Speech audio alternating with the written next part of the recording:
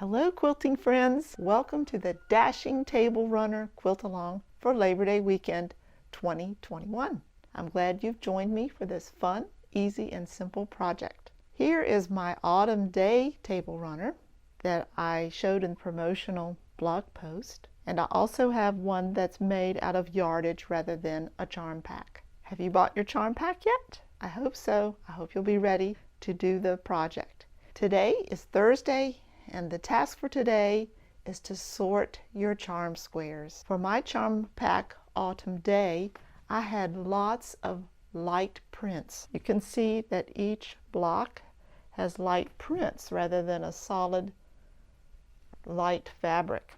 So I sorted them by choosing a large scale print for the center of each block, some dark prints for the triangles and for the rectangle units.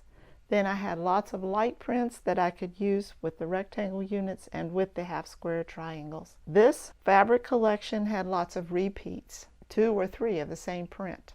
So that was easy for me to figure out how to use them in this table runner. Now I want to show you another charm pack that I bought that didn't have so many light prints. This fabric collection is called Cottage Blue, and I began my sorting by putting the large scale prints in one pile and the smaller scale or nearly solids in another, and then I separated them by color. I have navy blue here, light blue, citrine, the white, kind of green aqua here, and a darker green. I really had a difficulty thinking about what I would use for my background with this collection because there weren't a lot of lights. I decided to cut some light fabrics from my stash that had the same tone as the lights in the collection.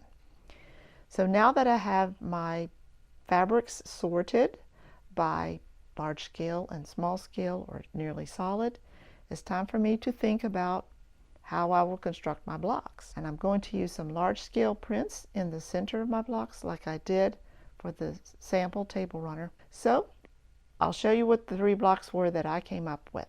I've laid out 3 blocks here on this little table, putting a large scale print in the center. I tried to choose a different background for each of the 3. I have citrine as the background here, a light blue, and also a dark blue.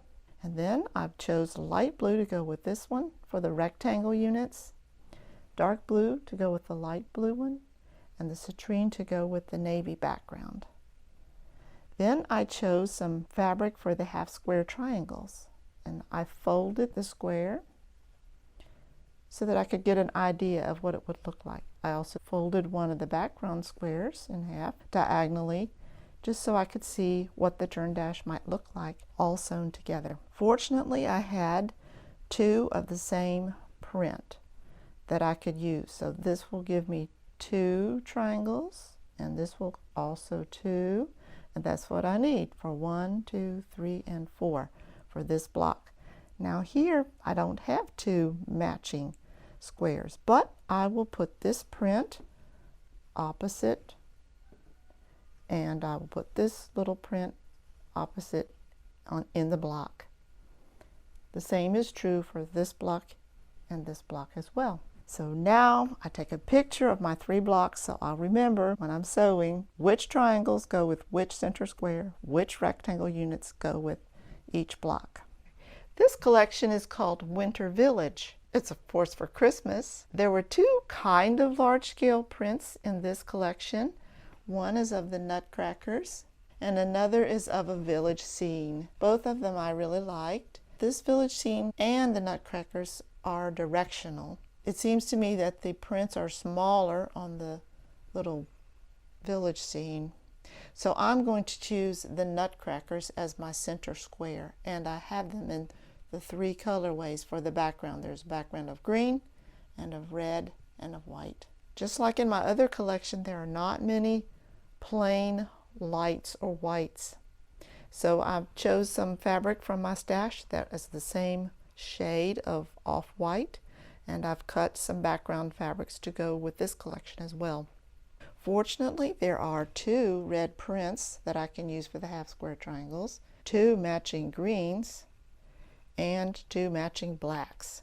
So I'll be using them for my half square triangles, and you'll see what I choose for the rectangle units in just a minute.